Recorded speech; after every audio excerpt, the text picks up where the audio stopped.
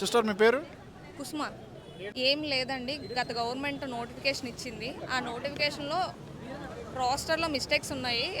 భర్తీ చేయాల్సింది ఏంటి అంటే ఆ రోస్టర్ని క్లియర్ చేసి మెయిన్స్ కండక్ట్ చేయాలనేది మా డిమాండ్ అంతానా. మేము మార్నింగ్ నుంచి అండి ఏం తినకుండా ఆర్సీ రెడ్డి ఇన్స్టిట్యూట్ దగ్గర నుంచి స్టార్ట్ చేసాము. మమ్మల్ని ఎవరు పట్టించుకోవట్లేదు. మాకు ఏ నాయకుడు లేరు ఎవరు చెప్పాలంటే. మొత్తం మేమే కాదండి 26 జిల్లాల్లోనే జరుగుతుంది. కానీ గవర్నమెంట్ ఎందుకు ఇది పట్టించుకోవట్లేదో అర్థం కావట్లేదు. మేము మార్నింగ్ ఆర్సీ రెడ్డి ఇన్స్టిట్యూట్ నుంచి మొదలుపెట్టి తర్వాత కలెక్టర్ గారి దగ్గరికి వెళ్ళాము, కలవలేదు. ఆ తర్వాత ఇక్కడికి వచ్చామండి. సార్ ఎప్పుడు వస్తారో కూడా తెలీదు. మాకైతే న్యాయం అయితే జరగలేదండి. ఫస్ట్ ఆఫ్ ఆల్ మాకు హైకోర్టు నుంచి తీర్పు ఇచ్చింది కూడా జరగలేదు. మార్నింగ్ నుంచి అదే పనిలో ఉన్నాం. ఎగ్జామ్ చూస్తే 2 రోజులు ఉంది. మేమేమి తీవ్రవాదులు కాదు, లేకపోతే మేమేమి ప్రభుత్వానికి వ్యతిరేకము కాదండి. మేము కష్టపడి ఓటేసి గెలిపించుకున్న ప్రభుత్వమేనండి.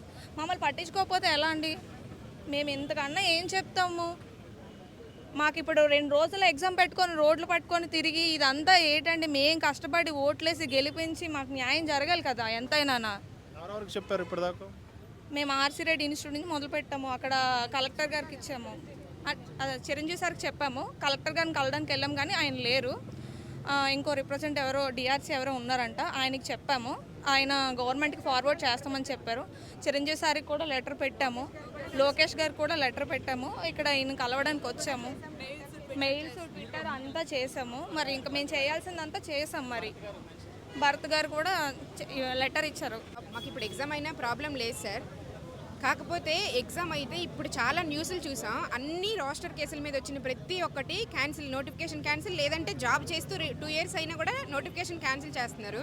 మేము 5 ఇయర్స్ నుంచి కష్టపడింది నోటిఫికేషన్ క్యాన్సిల్ అయిపోయిన దాని గురించి మేము ఇంతలా చదువుతున్నామా అని చెప్పి మేము ఇంతమంది ఇప్పుడు 2 రోజుల నుంచి ఎమ్మెల్సీ గారిని కలవడం, అందరినీ కలిసి మేము ఇంతలాగా పోరాడుతున్నది కేవలం మాకు ఇప్పుడు ఎగ్జామ్ అయిపోయినా మాకు నష్టం లేదు. రోస్టర్ క్లియర్ చేసి 1 వీక్లో ఎగ్జామ్ పెట్టండి, మేము రెడీగా ఉన్నాం రాయడానికి. 1 వీక్లో ఎగ్జామ్ పెట్టినా 10 డేస్లో ఎగ్జామ్ పెట్టినా మేము రెడీగా ఉన్నాం. కానీ రోస్టర్ క్లియర్ చేసి పెట్టండి.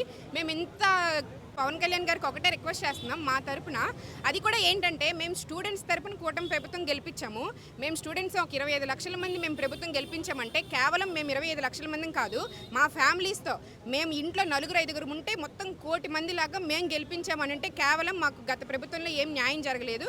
అట్లీస్ట్ కూటమి ప్రభుత్వం వస్తేనైనా సరే మాకు నిరుద్యోగులకు న్యాయం జరుగుతుందని మేము గెలిపించాం. అలాంటిది పవన్ కళ్యాణ్ గారు ఈ విషయం పైన స్పందించాలి అని మేము అంటున్నాము. రోస్టర్ క్లియర్ చేసి మాకు ఎగ్జామ్ పెట్టాలి. దయచేసి మేము రద్దయిపోయిన ఎగ్జామ్ గురించి మేము ఎంత కష్టపడుతున్నామని చాలా ఫీల్ అవుతున్నాము. దయచేసి ఇది స్పందించండి. మేము ఇంతలాగా న్యాయం కోసం పోరాడుతుంటే ఇప్పుడే న్యూస్ వచ్చింది ఎగ్జామ్ కండక్ట్ చేస్తామని. అసలు గవర్నమెంట్ ఎందుకు ఇంత కఠినంగా మా మీద ఉంటుందో అర్థం కావట్లేదు. దయచేసి దీన్ని స్పందించండి, మా రిక్వెస్ట్ అదే. మీరు చెప్పండి, ఎప్పుడు జీవో రిలీజ్ చేసింది? సార్ నా పేరు సుందర్రావు. ముందుగా ఈ రాష్ట్ర ముఖ్యమంత్రి గారికి అదేవిధంగా ఉప ముఖ్యమంత్రి గారికి నారా లోకేష్ గారికి నమస్కారాలు సార్. యాక్చువల్గా ఈ ప్రాబ్లం అనేది ఇప్పటిది కాదు. గత ప్రభుత్వంలో మేమందరం యాక్చువల్గా గ్రూప్ 2 యాస్పిరెంట్స్ సార్. 2019 నుండి గత వాళ్ళ ప్రభుత్వంలో అసలు ఎటువంటి మాకు ఒక్క గ్రూప్ 2 కూడా నోటిఫికేషన్ కూడా ఇవ్వలేదు. కానీ చివరి సంవత్సరంలో గ్రూప్ 2 నోటిఫికేషన్ ఇవ్వడం అనేది జరిగింది. అప్పుడు ప్రిలిమ్స్ కండక్ట్ చేశారు 2023లోనే. సో కండక్ట్ చేశాక అప్పుడు ప్రతిపక్షంలో ఉన్నప్పుడు మన చిరంజీవి సార్ గారు ఏమన్నారంటే, చిరంజీవి సారే కాదు మాలో కొంతమంది విద్యార్థులము రాష్ట్ర విధానంలో తప్పులున్నాయని గుర్తించి మా యొక్క వాయిస్ను మా ఎమ్మెల్సీ అయిన చిరంజీవి సార్ దృష్టికి తీసుకుని వెళ్ళడం జరిగింది సార్. అప్పుడు మా అందరి తరపున 92,000 మంది తరపున అప్పుడు ప్రతిపక్షంలో ఉన్నప్పుడు అధికార పక్షానికి చిరంజీవి సార్ గారు ప్రశ్నించడం జరిగింది. రాష్ట్ర విధానంలో తప్పులున్నాయి, సరిచేసి విద్యార్థుల జీవితాన్ని బాగుపరచండి అనుకొని మా అందరి తరపున చాలా గట్టిగా అడగడం జరిగింది సార్.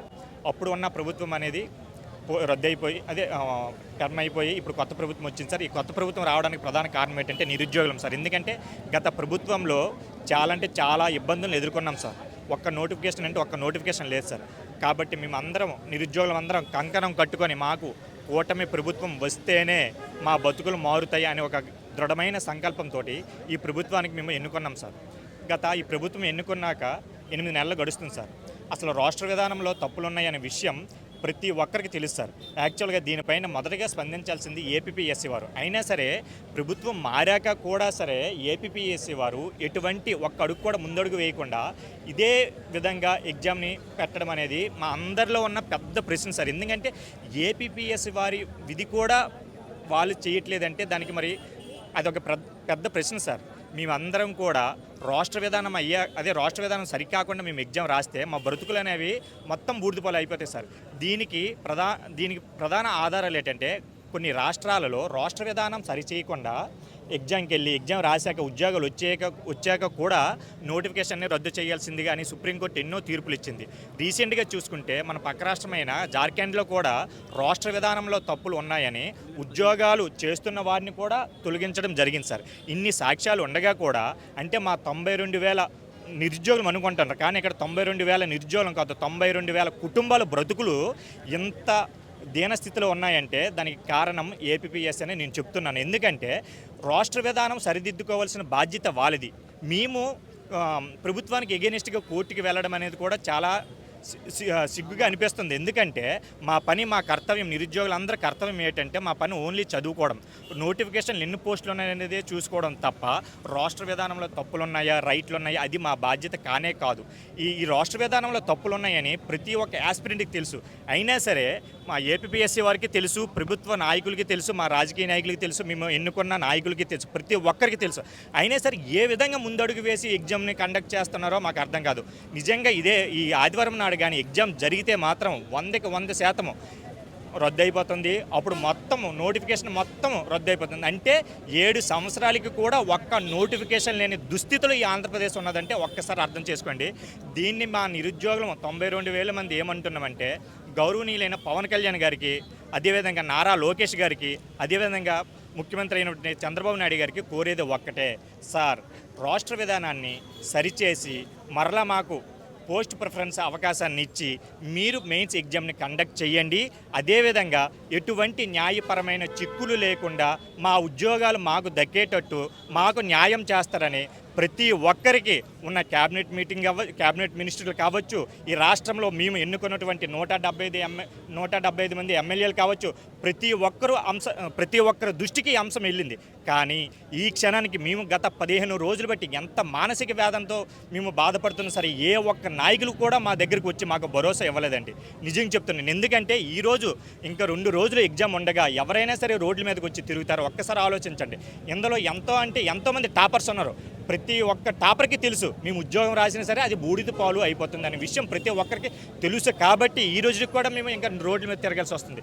ఇప్పటికి మేము ఒక్కటి అడుగుతున్నాము ఈ రాష్ట్ర నాయకులకి, ఈ రాష్ట్ర మంత్రులకి, మా ప్రియతమ నాయకులైనటువంటి పవన్ కళ్యాణ్ గారికి, నారా లోకేష్ గారికి, ముఖ్యమంత్రి గారికి, సార్ మీ ద్వారా మాకు గుడ్ న్యూస్ ఎంత తొందరగా వస్తే అంత తొందరగా మేము ఇక్కడ నుండి వెనుక తిరుగుతామని నేను తెలియజేస్తున్నాను సార్.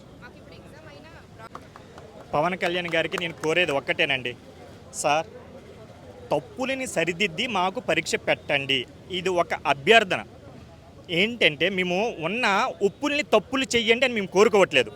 తప్పుల్ని సరిదిద్ది మాకు మెయిన్స్ని కండక్ట్ చేయండి సార్. ఇదే ప్రతి ఒక్కరి ప్రశ్న, ప్రతి ఒక్కరి ఆవేదన. మిమ్మల్ని ప్రశ్నిస్తుంది ఈ ఒక్కటేనండి ప్రశ్న.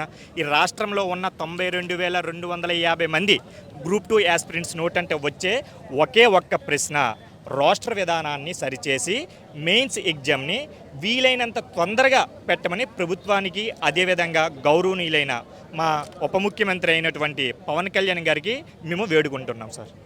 Thank you sir.